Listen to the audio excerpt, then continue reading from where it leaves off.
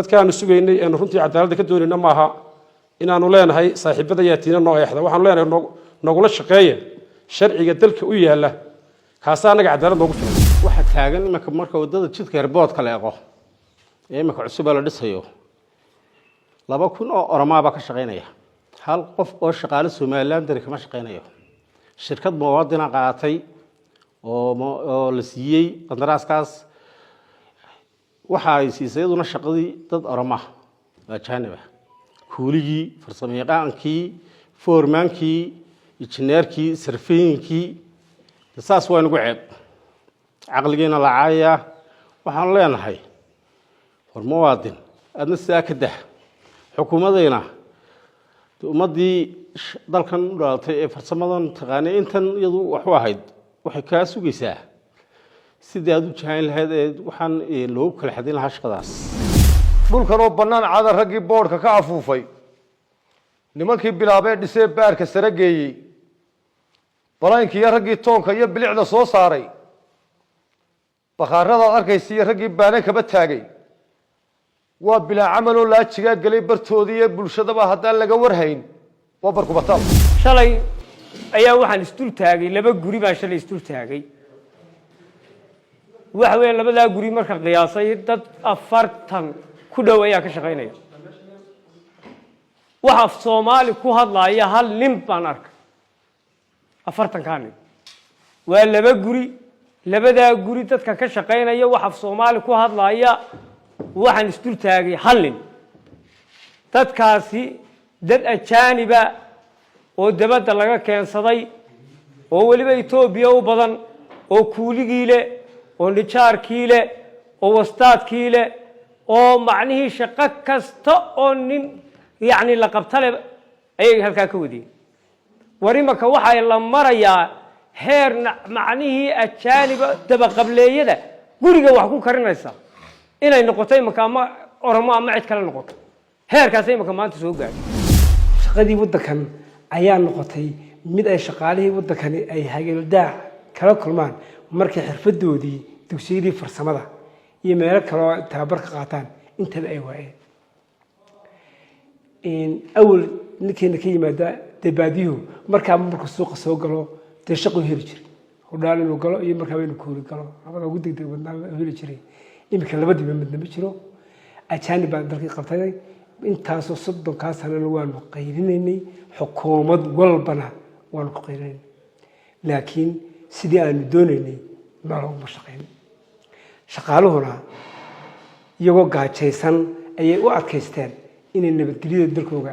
ilaaliyaan farsamo yaqaanin foormaanin najaarin ustaadin barlaabin rajiilayaal iyo wixii la mid ah ay ka kooban waxa jirta taariikhda la soo maray ee ururku jiray oo shaqeynay jaranjarooyin kala duwan ma soo marnay waxaanu ka soo qayb qaadanay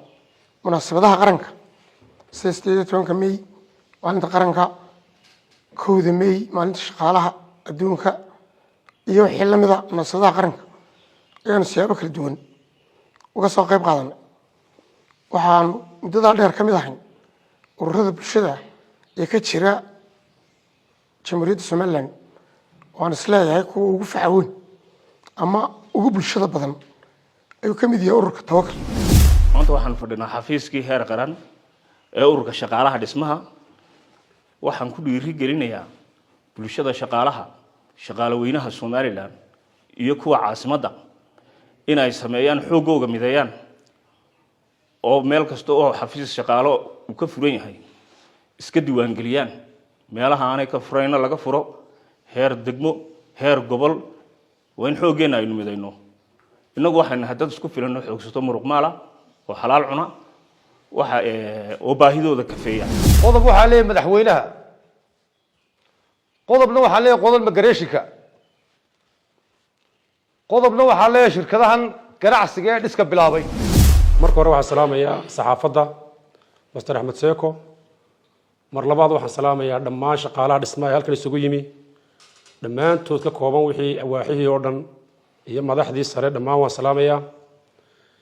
salaan kadib ilaahay baa mahad maanta oo jimcaha halkan isku keenay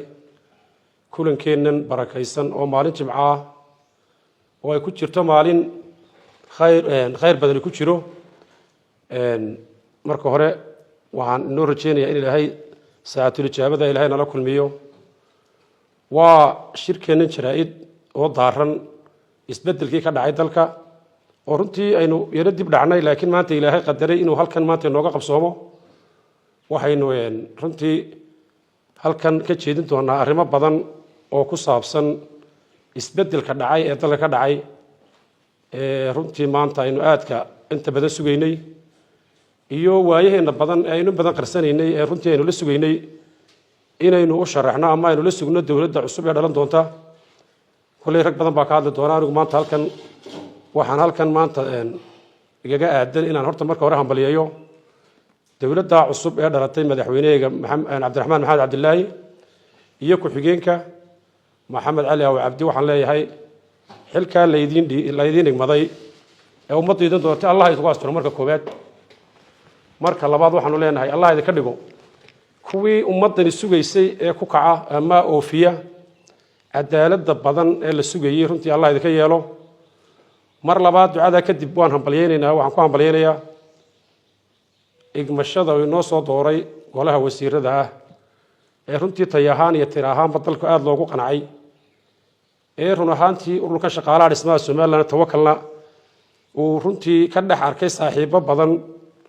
oo intay mucaaradka ahaayeen iyo in badan oo ka horreysayba ay xidhiidhka lahaayeen iminkana runtii aynu ka rajaynayno inay wax badan ka qabtaan cabashooyinkeenna iyo tabaalooyinkeenna inta badan aan la soo jiifnay iyagana waxaynu leenahay waa igmanayaal loo diray ummaddan inay u adeegaane in ilaahay iyagana fahamsiiyo ujeeddada loo doortay oo ay u horreyso tabashooyinka aynu tabayna haddaynu nahay ururka shaqaalaha dhismaha somalilan tawakal iyo dhammaan ururada rayidka ee kaleba ay tabayaan waxaynu halkan runtii aada ugu soo dhaweynaynaa wasaaradaha gaarka ah ee aynu xidhiidhka la leenahay sida wasaaradda shaqada arrimaha bulshada arrimaha gudaha oo kale wasaaradda imika la abuuray ee runtii ah dowladaha hoose iyo macnaha iyo malaha horumarinta guryaha iyadana runtii xidhiidh baynu leenahay oo waa arrimeenay ku saabsan tahay dhammaan waynu soo dhaweynaynaa waxaana leenahay allaha idin fahamsiiyo waxa la idiin dirtay ee uu madaxweynuhu idiin igmaday oo ah inaad wax ka qabataan arrimaha dalka yaalla inta badan isku rasaysnaa ay taayadana ay weliba ugu horreyso dadkani waa shaqaaliyo dhismaha sida magacooda ka muuqata dhammaan waa farsamo yaqaan sida magacooda ka muuqata dhammaantood waxay ka kooban yihiin waaxihii magaalada hargeysa oo dhan bay ka kooban yihiin maanta madaxda halkan fadhidaa waxay tabayeen oo in badan sugayeen dad la shaqeeya oo arrimahooda kala shaqeeya runtii dadkaanu sugaynay eenu runtii cadaaladda ka doonayna maaha inaanu leenahay saaxiibada yaatiina noo eexda waxaanu leenahay nogula shaqeeya sharciga dalka u yaalla kaasaa annaga cadaalad noogu filan runtii ajaanibka iyo dadka muwaadiniintii waxay kale leedahay sharcigeennaa jideeyey innaga inta sharcigeennu inaga yidhi baa nagaga filan wasaaradda shaqada iyo arrimaha bulshada oo in badan la soo shaqeyna waxaanu leenahay in la kala xadeeyo oo la diiwaangeliyo dadka halkan fadhiya oo runtii ah labeentii shaqaalaha somalilan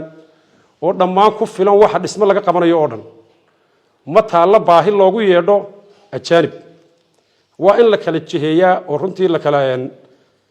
la diiwaangeliyo oo liis loo sameeyo oo dadkan baahida loo qaba la ogaado bal dadkan la keenayo sida xoolaha loo xeraystay ee ajaanibka ma baahi baa loo qabaa ma dan kalea laga leeyahay dadkani waa dadkii dalkan dhisay weeye aqoontoodu way ku filantahi keliya wasaaraddu waxay u baahantao keliya inay diiwaangeliso aqoontooda baadho xataa xaq waxaan ugu leenahay dadka liito oo lafteeda inay kor soo qaado oo ay tababar loo furo oo muwaadiniin baanu xaq baanu leenahay in kor loo soo qaado oo la sameeyo tababar iskuulla loo furo dhammaanteed intaa maanaan helin waxaan halkan hadalkaygana kusoo kooba doonaya waa in ay dadkani helaan xaqa ay ku leeyihiin dalkooda hambalyadaas maan lahaa rag badan baa ka hadli doona arrimaha ajaanibka iyo arrimaha markaa waxaan leeyahay dhammaan wasaaradaha iyo dhammaan dowladda cusub ee isbeddelku dhaca waanu ka sugaynaa isbeddelkii inta badan aanu u fadhinay ee dhammaan aanu dowladdan uga fadhinay waanu ka sugaynaa waan hambalyeynaynaa waan la shaqaynaynaa khaasatan wasaaradaha gaarka ee aanu wada shaqaynta leenahay hore loo soo shaqaynay si gaara baanu ula shaqaynaynaa waan soo dhaweynaynaa waa arrintaasoo dhan waxaanu leenahay dhammaan waa idinku baarigaynaa ururka shaqaalaha dhismaha ee tawakal waa urur shaqaalaha dhismaha somalilan oo aasaasan oo heer qarana wuxuu ka jiraa guud ahaan degmooyinka ka kooban tahay caasimadda hargeysa iyo guud ahaan gobollada dalka oo dhan lixda gobolba iyo degmooyinkooda waa raggii waddanka dhisay magaalooyinka caasimadda iyo magaalooyinka kale ee la midkaa waa raggii dhisay wuxuu ururkan tawakal aasaasmay wakti hore intii hore uu soo kacaa ku fayey ilaa waktigii dalka lasoo galay dhowr iyo 90kii marka laga yimaado waxaa si rasmiya loo diiwaangeliyey 2004 intaa waktigaa uu jiray ee tawakal aasaasnaa wuxuu u shaqaynayey si rasmi ah oo uga shaqaynayay danaha shaqaalaha iyo dhismayaasha qaranka iyo guud ahaan bulshadaba iyadoo ay soo mareen jarooyin kala duwan xukuumadihii kala duwanaana ay wada shaqayn soo yeesheen guud ahaan xukuumaddii imika u dambeysay iyo kuwii ka horreeyeyba si fiicanna ay wasaaradda shaqada iyo arrimaha bulshada aanu mar walba xidhiidh fiican lahayn si fiicanna aan loo shaqayn jirnay xukuumaddan cusub ee imika timid cabdiraxmaan maxamed cabdilaahina aanu ilaahay damkii rajeynayna inaanu wada shaqayntii aanu la lahayn xukuumadaha hore halkii ka sii wadno iyadoo ka horumarsan insha allahu waxaa jiray sidaa guddoomiyuhu sheegay tabashooyin badan oo aanu qabnay oo ku saabsan shaqadeeda sida aad ogtihiin dadkana waa dad xirfadlayaala oo dhismaha ka shaqeeya xirfadaha kala duwan ee dhismayaasha lagaga shaqeeya guryaha ayay leeyihin farsamo yaqaanin foormaaniin nijaariin ustaadiin biralaabiin rajiilayaal iyo wixii la mid ah ayay ka kooban yihin waxaa jirta taariikhdaa la soo maray ee ururku jiray ee uu shaqaynayey jaranjarooyin kala duwan baanu soo marnay waxaanu ka soo qayb qaadanay munaasabadaha qaranka sida 18 May maalinta qaranka 1 May maalinta shaqaalaha adduunka iyo wixii la mid ah munaasabadaha qaranka ayaanu siyaabo kala duwan uga soo qayb qaadanay waxaanu muddadaa dheer ka mid ahayn ururada bulshada ee ka jira jamhuuriyadda somalilan waan isleeyahay kuwa ugu facaweyn ama ugu bulshada badan ayuu ka mid yahay ururka tawakal iyadoo taasi jirto waxyaabaha aanu tabayno way ka hadli doonaan xubnaha kalena kolley waxaa ugu weyn ajaanibka waddanka saameeyey in badan baanu cabasho jeedinay miidiya ka hadalnay wasaaradda shaqada iyo arrimaha bulshada la kulannay waxaanu tabasho iyo saluug ka qabnaa la shaqayntii wasaaradda shaqada iyo arrimaha bulshada doorkii ay ku lahayd inay ka gaabisay baanu aragnaa xukuumadda cusub waxaanu ka rajaynaynaa inay door ka firfircoon insha allahu ka qaadan doonto waxna ka qaban doonto sidii guddoomiyaha hore u sheegay iyo ragga kalena hambalyadaa loo diray hambalyo la mid ah ayaanu dirayaa aad baan usoo dhaweynaa xukuumadda cusub madaxweynaha madaxweyne ku-xigeenka golaha wasiirada guud ahaanba dhammaan xukuumadda markaa kulanka iyagana maanta wuxuu daaranaa un in hambalyada iyo inaanu ka warbixino jaranjarada ururka tawakal soo maray iyo tabashada uu qabo xukuumadda cusubna waxaanu usoo jeedinaa insha allah inay door muhiima ka qaadato sidii ay qoladii hore aanu wada shaqaynay iyo si kasii firfircoon ay noola shaqeeyaan dhammaan waxaan salaamayaa ragga halkan isugu yimid reer tawakal saxaafadda axmed seeko guud ahaan qaranka jamhuuriyadda somalilan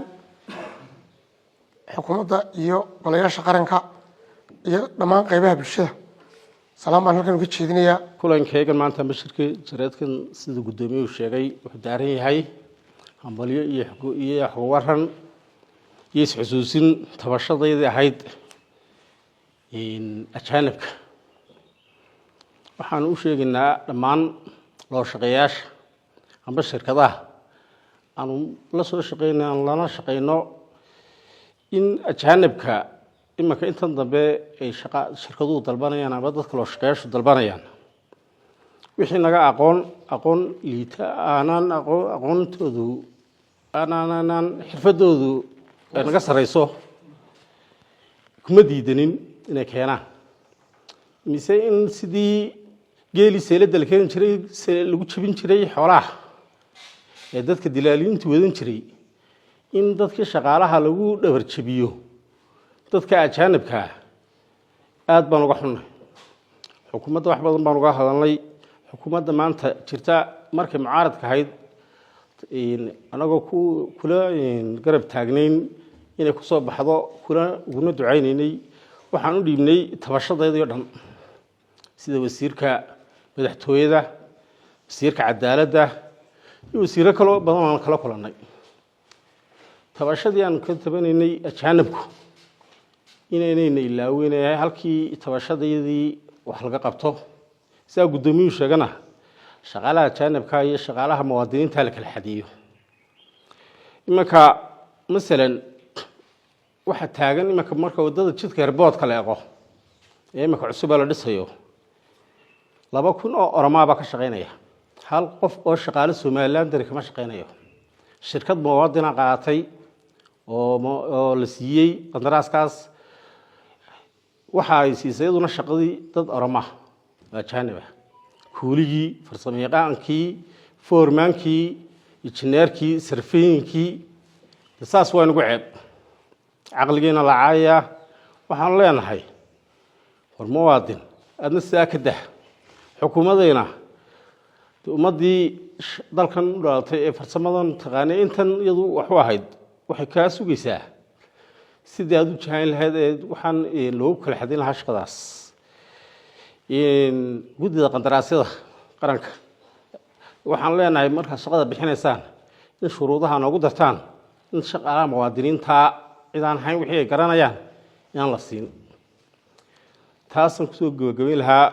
aad iyo aad baad u salaamantii dhammaantiin maanta waxaan fadhinaa xafiiskii heer qaran ee ururka shaqaalaha dhismaha waxaan ku dhiirigelinayaa bulshada shaqaalaha shaqaalaweynaha Soomaaliland iyo kuwa caasimadda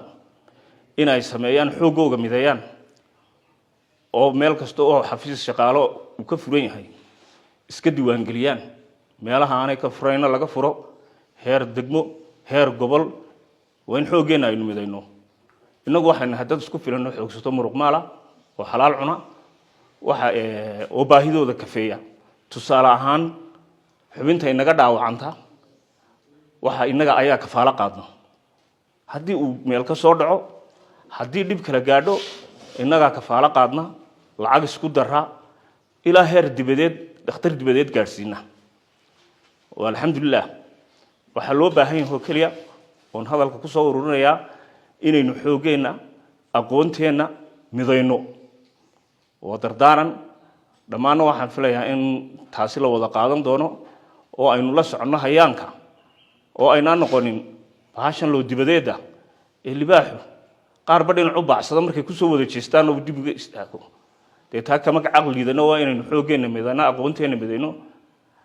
sidii ragiga horeeyay sheegana halkan waxaan la wadaagayaa salaam guud xukuumadda madaxweynaha ku-xigeenka golihiisa wasiirada cusub iyo dhammaan haykalka dawladda oo dhan ayaan halka ka salaamayaa waxa kale oo salaamayaa dadweynaha reer Soomaaliland dhammaantood si gaar waxaan u salaamayaa shaqaalaha gobol kasta ee heer kasta uu joogo ama degmo kasta uu dalka kaga sugan yahay anuu 4 iyo 3 qodob baan ka hadlayaa hadalka badin maayo 4 iyo 3 qodob ayaan ka hadlayaa anuu afarta marka idin horeysiyo dhulkan oo banaan caada raggii boodhka ka afuufay nimankii bilaabay dhisay baarka sare geeyay balaankii raggii toonka iyo bilicda soo saaray bakhaarada arkaysiyo raggii baanan kaba taagay waa bilaa camal oo laajiga galay bartoodii ee bulshadaba haddaan laga warhayn waa barkubatal bulshadaba haddaan laga warhayn waa barkubatal ma baayaca miskiin iyo dayar badeecadeyni gabaygu waa gabay dheer afarta halkaa dhaafin maayo maalin kala soo bandhigi doonaa afarta halkaa markaad ku joojiyo 3 qodob ayaan uu ka hadlayaa qodob waxaa leeyahay madaxweynaha qodobna waxaa leeyahay qodob magareeshika qodobna waxaa leeyahay shirkadahan ganacsiga ee dhiska bilaabay ta madaxweynaha hadda ku horeeyo madaxweyne waxaa la yidhi nin baa beri reer u tali jiray mutacaqliya ninkaasi reerku dabka u shidi jiro ardaagu isugu yeedhi jiro wuxuu odhan jiray barkaale waa tashadoo isu yimaada sahanka iyo aroorka iyo safarka iyo baahiyaa jira marka la iska wareysanayo ayuu halkaa isugu yeedhi jiray halkaa markuu isugu yeedho intuu kucuu dabeetana seexan jiray subaxa dambe ayuu ina yaroo meel dambe fadhiya dib u wareysan jiro odhan jiray shirkii maxaa lagu go'aamiyey madaxweynayaashii hore eenu dooranay haddaanu shaqaalaha muruqmaalka a nahay madaxweyne kasta oonu soo dooranay marka aanu doorano uu naga seexan jiray madaxweynayaashii hore o dhan way naga seexdeen madaxweyne waxaanu kaa codsanaynaa adiguna sidoodii inaadan naga seexanin arrinkaa inaadan ka seexanin iyo cabashadaa lagu soo gudbiya inaad wax ka qabato ayaan madaxweyne kaa codsanaynaa taa madaxweyneha marka dhaafo qodob kale waxaa leeya magareeshiga mahmaabaa waxay odhan jirtay quu taawiyaa khaliifo ma taawiyo ninku dhadhabo haddii uu raaco cadaalad iyo wanaag iyo gobonnimo way kala dhinteen qolada magareeshinka ee ajaanibkan asixisa marka loo keeno 5,000 oo nin oo reer somalilan oo mubaadiliina iyaga iyo ubadkoodiiba waxay siisteen $10 $10 ay ka qaadayaan ajaanibka ayaa kala macaanaaday mubaadilnimadii iyo bulshada dhan xuquuqdii ay lahayd haddii loo baahan yahay ajaanibka aqoonta leh ee dalka wax ku soo kordhinaya ma diidanin seeskii aanu dhisaynay inta ajaanib kenya loogu dalbaday ajaanib somalilan hadday u baahan tahay ajaanib kale oo badan baa loo baahan yahay in la keeno waayo waxaa loo baahan yahay ajaanib ganacsadaa oo oomaar ka beriis jaban oo dadka wax ka jabiya oo ummadda u naxariista ajaanib waxaa loo baahan yahay baarlamankan madaxa isku jira kala hago oo sharciga yaqaana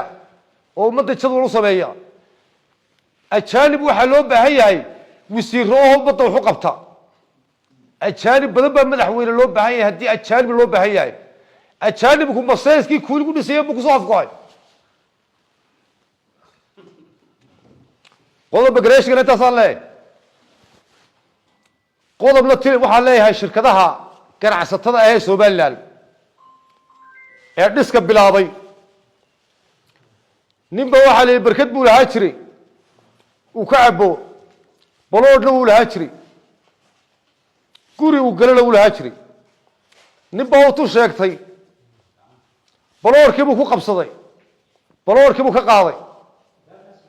baloorkii kubuu joogsane uu kusoo laba kacleeyo berkadii uu ka cabayey ayuu ka qaaday berkadii kubuu joogsane uu kusoo laba kacleeyo gurigii uu gelayey ayuu ku qabsaday halkaa markay marayso ninkii labadii horeba uga tegey ninkii xaqlahaa ee guriga lahaa labadii horeba uga tegey wuu isa soo taagay wuxuu yidhi hebelow kan kaaga tegi maayo maanta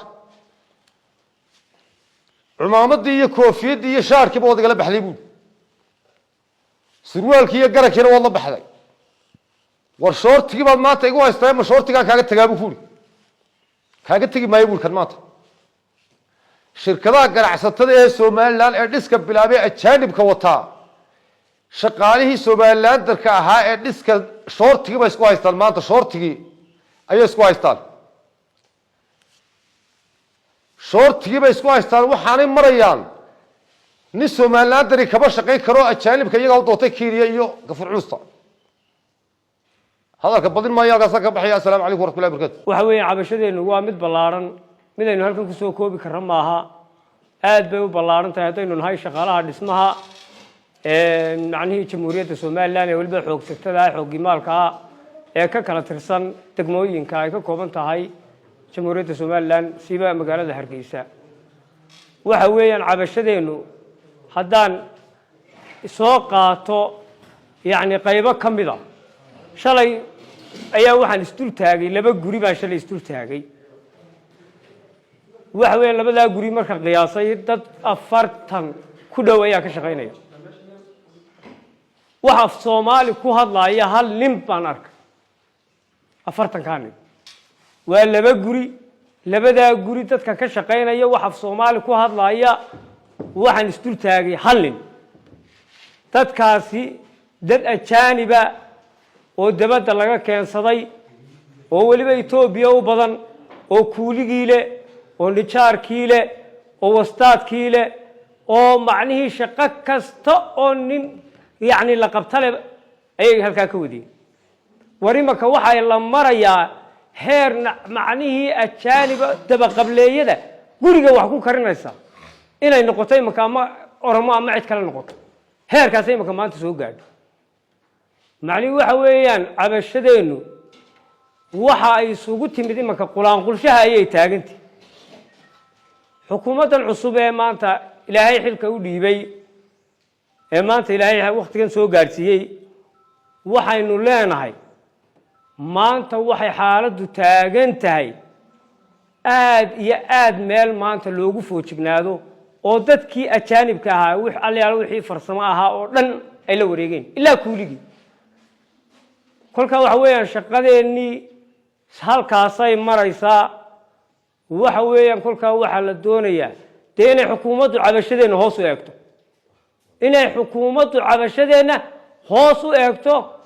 oo ay maanta aragto dadkii muwaadiniinta ah heerka ay taagan yihiin ma aha qofku inuu xafiisuun iska fadhiisto oo waxa weeyaan daraha bulshada iyo arrimihii maanta baahiya jiray dee maanta aanay meel ay marayso aan laga warhayn dee dhibteeday leedahay war caafimaadkii baa ma arkaysaan halkay nagu marayo waxanku waxbarashadii baa arkaysaan waxanku biyihii baa arkaysaan war xaaladda lagu jiro maanta waqtiga la taagan iyo camal la'aantu halkay marayso iyo dadka ajaanibka ee waqtigan maanta shaqadii naga qaaday waqti loo adkaysan kara maaha dee xukuumaddu waxaan leedahay in gaar ah ku eegto cabashadeeda ururada shaqaalo horta waa hay'ad historia oo qodobka 23aad oo macal ururada xisbiyada iyo bulshada iyo ururada shaqaalooba qodobka 23aad baa dastuurka ku ansixiyay inay gaar ahaan ururada shaqaaluhu isku habeeyaan ururo isagoon ugu kala reebin public iyo private midna dastuurka umukala axan urur shaqaale qof shaqaalaha iyo xaq u leeyahay urur shaqaale samaysto marka ururada shaqaaluhu laba qaybood oo waaweyn ayay u shaqeeyay yihiin qayb ah loo shaqeeyo u shaqeeya iyo qayb sideeda iskaga shaqaysata oo non formal workers oo ah bagaashada basaska xaloolayda dawaarlayda khudradlayda in xirfadaha kale gaarka muwaadiniinta u shaqeystaan hiliblaha waxaasoo dhan waa shaqaale sidiisa u shaqeysta qofku iyo isagii qoyskiisu ay leeyihiin kuwaasna waa urur shaqaale oo loo shaqeeyo dee maaha loo shaqeeyana uma shaqeeyaan marka intaa kadib markaan soo sheegno ururada shaqaaluhu waxay u aasaasmaan inay difaacdaan xorriyaddooda xuquuqeed iyo xorriyaddooda shaqo iyo dhammaan inay difaacaan wixii sharaftooda iyo jidhkooda iyo caafimaadkooda iyo noloshoodaba wax alla wixii wax yeelayo dhan inay si wada jira u difaacdaan dalkeena Somaliland ilaa inta xorriyadda la soo noqonay intaaba rag baa u kacay inay shaqaaluhu urur shaqaale isku habeeyaan oo xuquuqdooda yeeshaan oo caalamka ka mid noqdaan dalkoodana magac u yeelaan inuu dalkaasi ka jiro urur shaqaale laakiin tadawarka ururada shaqaalaha oo iska dhib badan baaxadad badan bay ururada shaqaaluhu leeyihiin oo ah inay dad xuquuq u doodiya weeyaanoo qaaraankooga ayay ku xidhantahay howlgalkooda iyo horumarkooda qaaraankooguna shaqo jirta ayuu u baahan yahay inuu qofku shaqeeyo ururada shaqaaluhu waxay la ahna qaadi waayeen shaqadii waddankoogan ayaa noqotay mid gacanta u gashay ajaanib shaqadii waddankan ayaa noqotay mid ay shaqaalihii waddankani ay hageeldaac kala kulmaan markay xirfadoodii dugsiyadii farsamada iyo meelo kaloo tababar ka qaataan intaba ay waayeen awal ninkeena ka yimaada debaadiyuhu markuu suuqa soo galo dee shaquu heli jiray hudhaal inuu galo iyo markaa inuu kuuri galo labada ugu degdeg badnaa heli jiray iminka labadiiba midna ma jiro ajaanib baan dalkii qabtay intaasoo 30 sanana waanu qayrinaynay xukuumad walbana waanu ku qayrinaynay laakiin sidii aanu doonaynay ma shaqeyn shaqaaluhuna iyagoo gaajaysan ayay u adkaysteen inay nabadgelyada dalkooga ilaaliyaan oo nin miskiin oo isagu quud doonayo meel dheer ka soo haajiray inay wax yeelaan maaragtay sharaftu dee ma siinayso laakiin wax weeyaan dee ninkan meesha dheer ka yimi bal ninkan meesha dhoobo ka yimi meeshana leh isagaba bakteeya ka war waxaa meesha saa yeelay loo shaqeeyayaashii shirkadaha dhismaha iyo dhammaan hoteelada raggan leh oo dhan iyo dhammaan loo shaqeeyo oo dhani waxay door bideen inay maslaxadooda uun ka shaqeeyaan oo dadka ajaanibka ah oo sixir jaban ugu eegtaan inay shaqaale geliyaan shaqaalihii kale wadaniga ahana nin walba ninka u xiga hadduu u yimaado wiilaa 10 doolar qaado oo iska tag taasina shaqaalaha ma anfacayso halka waxaan ka biyaamineynaa markaan soo gaabiyo iyadoo ay sida fiican ee faahfaahsan ay u bixiyeen ururada shaqaaluhu gaar ahaan ururka dhismaha iyo waxyaha gaar ahaan caasimadda oo ka wakiila ururada shaqaalaha qaranka ee dalka waxaan ku daraynaa anaguna xiriir ahaan waxaan ugu daraynaa in shaqadaasi laga saaro dhammaan ajaanibka oo in shaqaalahan dalku sii eegan karin nolol darro iyo shaqo xumo mid baan kaa ku daranaa ka soo qaad nin kastoo shaqaalaha dhowr caruur buu leeyahay 5 caruur buu leeyahay kii jaamacadda kii dugsiga sare kii dugsiga dhexe malcaamadii caafimaadkii noloshii ma bixin karo haguu geeyay markaa caruurta ninkan ajaanibku keligii buu yimi mugti waxba ma noqonayo ninkan laakiin muwaadinka ee shaqo beele shaqadiisa ka haysay intaasoo caruura ayaa taalla caruurahoogii dhan way shaqo beeleen way aqoon beeleen jaamacadii way ka baxeen dugsiyadii sare way ka baxeen dugsiyadii dhexe lama gelin karo biilkii baa loo laayahay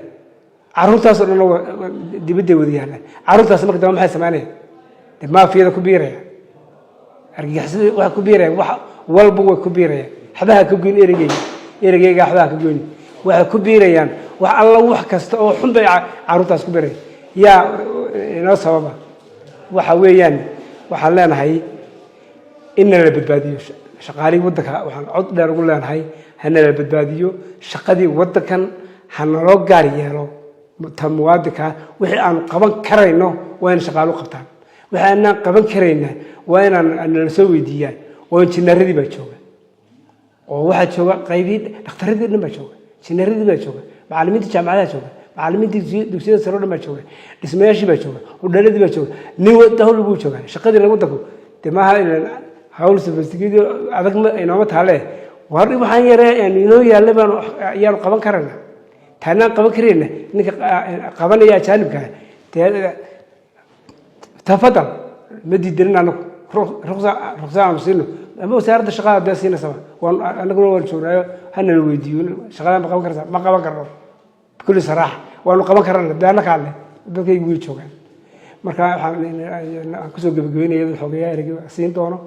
in shaqadaasi aanu dowladdeeda cusub madaxweyne cabdiraxmaan iyo madaxweyne ku-xigeenka iyo golahayga wasiirada dhammaan xukuumaddayda waxaan usoo boogadeynaa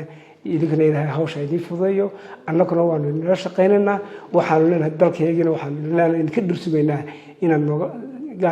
naga saartaan ajaanibkaasi naga saaro shaqadana noo gaar yeelo ilaahay dalkana dal barwaaqaha inooga dhigo aad iyo aad baan waddankaygana u difaacaynaa cadowga inagu soo weerarayana ila muwaadin baan halkeenu ka shaqaysanna haddii dalkayga lasoo weeraro dalkana hala difaaco annaguna difaac waxaanu nahay diyaar ayaanu shaqaaluhu dhan difaac diyaar yihiin gudaha meesha nin walba goobta ka shaqeynayo nabadgelyadeeda inuu ka shaqeeyo dibadda wixii loo baahnaa dadkii kala mid yihiin dalka in la difaaco weeyaan sheekh iyo shariif nin kastaba in dalka la difaaco ayaanu kusoo gabagabeynaa asalaamu calaykum waraxmatullahi wabarakaatu